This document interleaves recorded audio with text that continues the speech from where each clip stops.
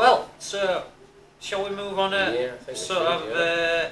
how you got into 2000 AD? Well, magazine, wasn't it? Yeah, it That's was where I Judge Dead started. magazine. It was doing Electric Soup. You know, we used to go to local comic marts and eventually the like comic conventions. At the time, there was actually Frank Plowright who used to do the UCAC conventions. He used to do one in Glasgow as well. 1990 was the first one. So by that time, we'd been up and running for a year. And, we would hire a table and we would sell the comics at the comic convention, and people, you know, would say to me, you should really, you know, you should think about doing this for money, which sounded like a great idea, because by that time I didn't really consider drawing comics. Oddly enough, although I liked comics, I never really thought of drawing comics as a job. I thought book illustration or maybe poster design or something was Is that partly because you didn't feel like you were a proper comic artist in some sense? Well, yeah, there is that thing when you're in the small press, especially the humour side of small press, that, you know, I didn't really feel part of that club. And there used to be, I think there used to be a big schism that we might not be aware of these days between people who did maybe superhero comics in 2000 AD, and there was thought to be, I don't think as much in this country as there was in the States, but there was definitely a bit of a, well, they do it professionally and we're over here and there's another band over it. I don't think it's quite as separated now, really. So, but this is Missionary Man, which was the first. This was the first strip you did for Fleetway, as wasn't it? It was the first character. This wasn't actually. I did 2 7-page shorts first, right. And then I did. Did they get published then? No? Yeah, and then I did and then I did the What were they? Shimura.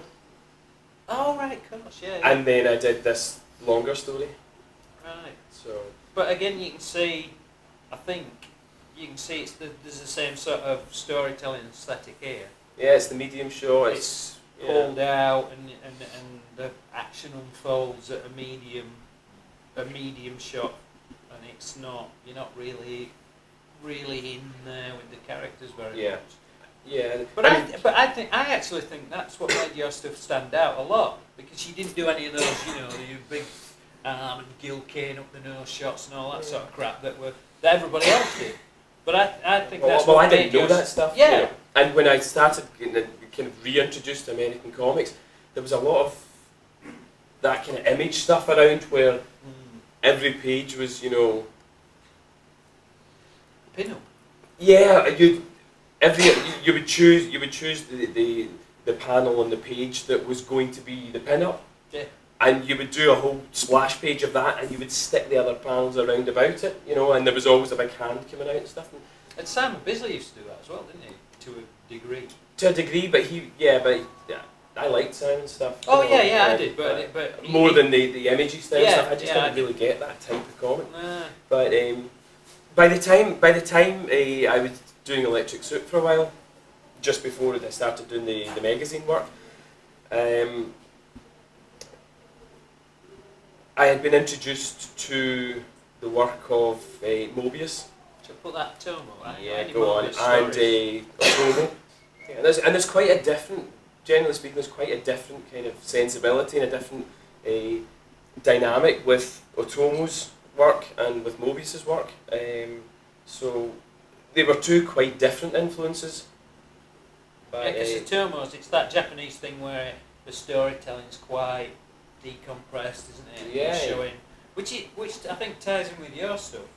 And there's a definitely, I know there's maybe more sort of variation in shots. Isn't there? Oh yeah, without a doubt, yeah. But it's very precise, and it's that sort of thing where it shows the scene and it reveals itself, and it's not overly dramatic. And I think your work had that in as well, didn't it? Or it always has, really. But yeah, but one of the things that was missing from my work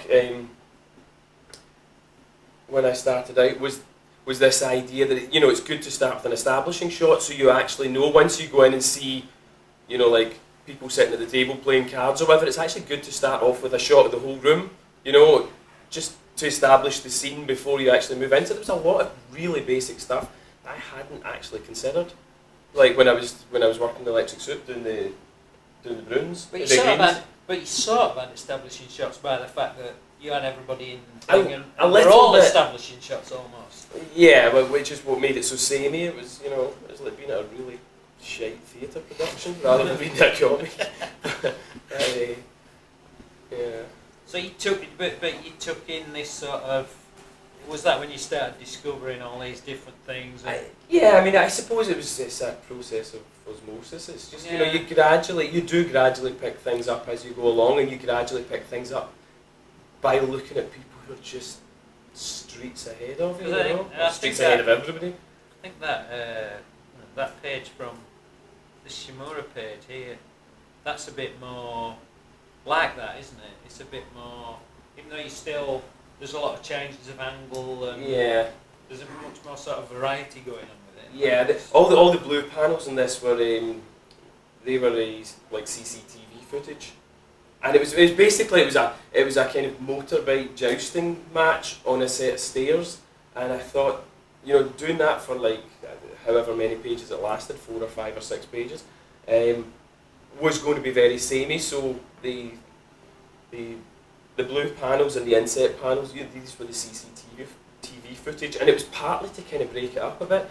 But I mean, I'm doing lots of. I mean, I'm sure most of you know about the 180 rule. It's like in television where if you've got 2 people talking to each other, you don't have like 2 cameras set up in the middle, you know, looking at each of the people, because then you would just have a front-on shot that kept changing from one head to another. You know, you move the cameras back as though you were watching a tennis match or something. So when you see the headshots, that each of them tilted in towards the other, and it makes much more sense. It's the sort of thing like when you're watching a television programme or reading a comic. It's the kind of thing that you shouldn't actually be aware of as a reader, but you obviously have to be aware of when you're drawing it. I wasn't really aware at that time. But we all take that in when we watch TV, don't we? Because they use those rules in TV and film. Yeah, but the thing is, I never really noticed. You have to be aware of it. Yeah, which is why I would take it and use it. Yeah, I was constantly breaking the 180 rule when I started. Just because, you know. And the other thing is, it takes you so long to sit and do the page. So I mean, you know the story really well from reading the script before you start.